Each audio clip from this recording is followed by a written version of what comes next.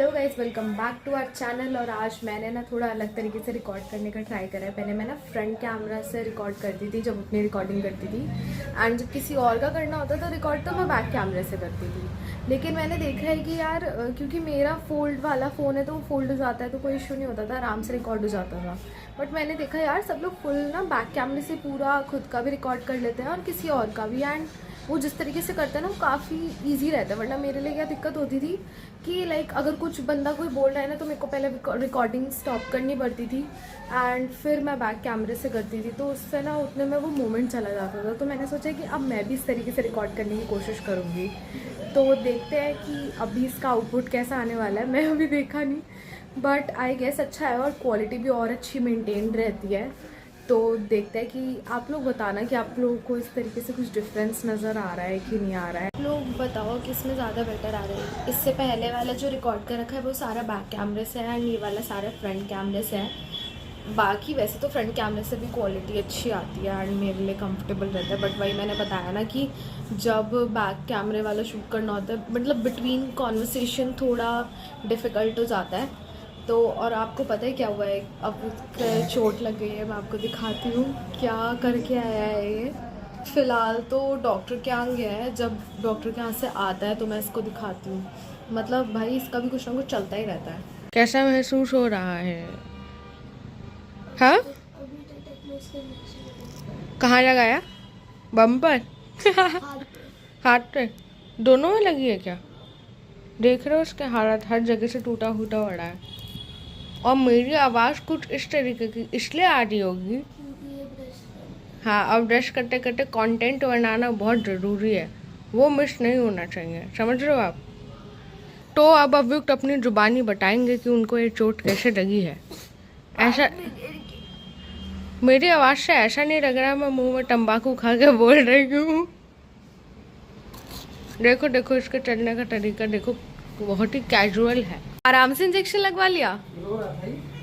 ये बात तो इसने इतनी अच्छी इन्फॉर्मेशन तो बताई नहीं कि ये रो रहा था। पर आप तो इसकी ड्रेसिंग करवाने लेके गए थे। अच्छा, हाँ। अरे मैं क्या कह रही हूँ, इसे स्केटबोर्ड दो, स्केटबोर्ड चलाएगा ये। चल, अरे तो अभी चोट लग गई है तो स्केटबोर्ड चलाना तो मस्ट है। ये तो तेरा टू डू वर्क है रोज का, घर पे आते ही बिना स्केटबोर्ड के। कहाँ पे लगा इंजेक्शन? जरा 2-4 बार प्रेस कर दूं इसे। अब नहीं हो रहा। भाई अपनी चोट की डिटेलिंग दिखाओ तुम।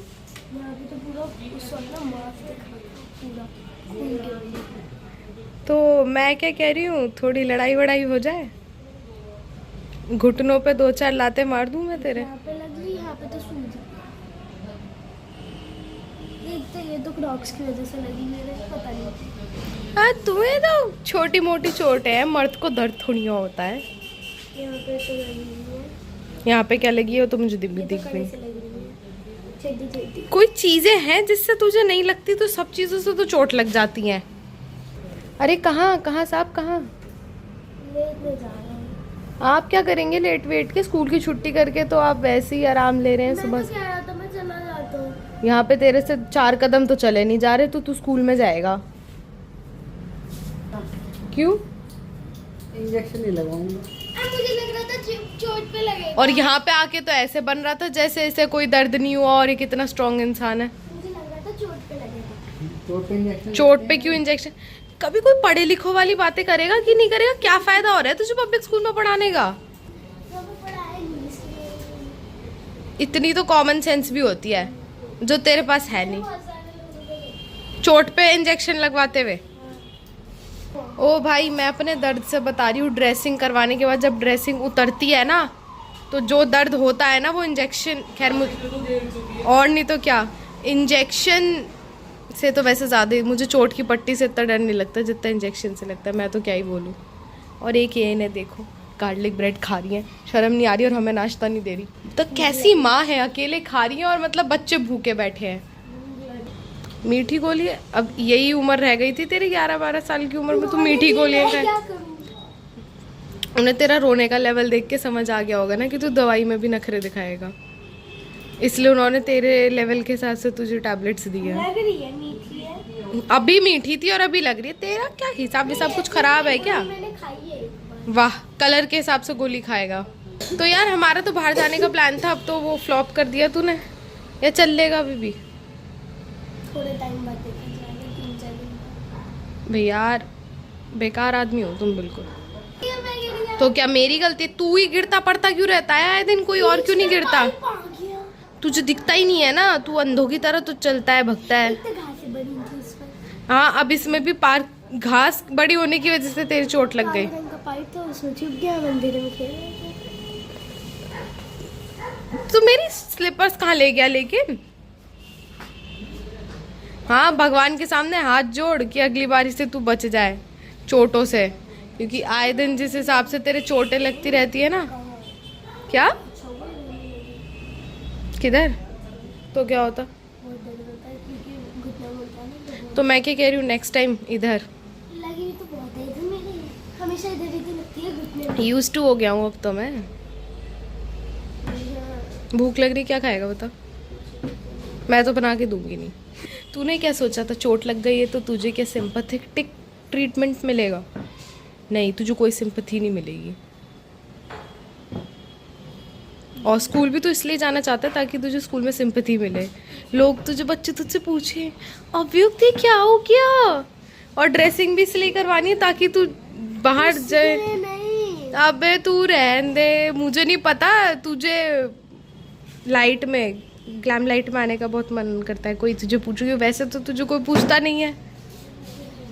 मैंने ना एक नई रेसिपी इन्वेंट करी है, देखो। एक तो ये चॉकलेट केक लो, और ये ना मिल्क शेक आता है चॉकलेट का, इसको ना फ्रीज़ कर लो, एकदम इसे जमा लो, और उसके बाद ना इसे 3 स्लाइसेस निकालो, और इसको ना हम हाफ पार्ट में डिवाइड कर लेंगे। देखो बिल्कुल ना आइसक्रीम वाली फील दे रही है, इसको हाफ पार्ट में डिवाइड कर लिया है मैंने। और ना उसके बाद इस हाफ आइसक्रीम को इस पर डाल लो, जो ऐसे फ्रीज़ कर लिया है मिल्क शेक की। एंड ये ना बिल्कुल मैंने टेस्ट कर रखी है ऑलरेडी, और ये बहुत सही टेस्ट देती है। अभी मैंने 3 स्लाइसेस डाले हैं इसके अंदर केक के, चाहो तो और भी डाल सकते हो। मैं एज़ पर रिक्वायरमेंट बार बार ऐड करती रहती हूँ।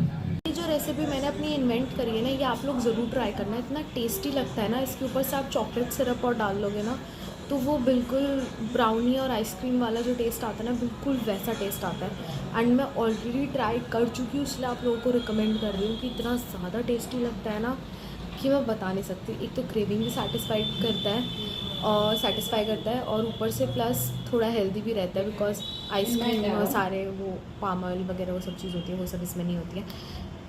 बिकॉज ये मिल्क शेक है, तो आप लोग ज़रूर ट्राई करके देखना, बहुत अच्छी लगती है। ऊपर से यार मैं तो इतनी परेशान हूँ, मच्छरों ने इतना अलग लेवल खून पी रखा है ना, सारी रात कितना ही कुछ कर लो मच्छर मरते ही नहीं है भाई। यहाँ के मच्छर कैसे हैं, कोई चीज़ का असर नहीं होता उनके ऊपर भाई। मतलब 2 दिन से तो मैं लगातार देख रही हूँ, सुबह के 4-4, 5-5 बजे मेरे को नींद आती है, फिर ऑफिस भी होता है सुबह, मेरे अलार्म बजते रहते हैं, आंखें खुलने को तैयार नहीं होती भाई, इतनी नींद आ रही होती है। इनफैक्ट अभी भी ऑफिस का टाइम चल रहा है, वर्क फ्रॉम होम है अभी तो फ़िलहाल मेरे को ऑफिस नहीं जाना है, तो फिर भी इजी ऑफिस जाना हो तो भाई आँखें तो भाई सुबह ऐसा हो जाता है उठते कि भाई लैपटॉप खोलो, ऐसी वाली सिचुएशन रहती है, उठो लैपटॉप खोलो, क्योंकि नींद ही इतनी आ रही होती है। सुबह जब इंसान सोएगा तो फिर कहाँ से नींद पूरी होगी। वहीं आके मच्छर बड़े हुए हैं भाई, दिवाली आए ढंग से तो फिर वो पटाखों के धुएं से ना फिर वो मच्छर मरते हैं, वो हो भाई, वरना अदरवाइज तो सोना दूबर है भाई, इतने मच्छर। बताओ यार, काम का टाइम चल रहा है और मेरे को नींद आ रही है इतनी ज़्यादा। एक तो ऑफिस का काम करना है, प्लस मेरी आँखें खाना खा के तो और ऐसे हो रही हैं कि भाई बेड दे दो, सो जाऊँ मैं। और अगर मैं सोने के लिए लेट गई ना, वैसे अगर छुट्टी होती है और मैं सोने के लिए लेट भी जाती तो फिर मेरे को नींद थोड़ी आनी थी, फिर मेरा फ़ोन चलाने का दिल करता।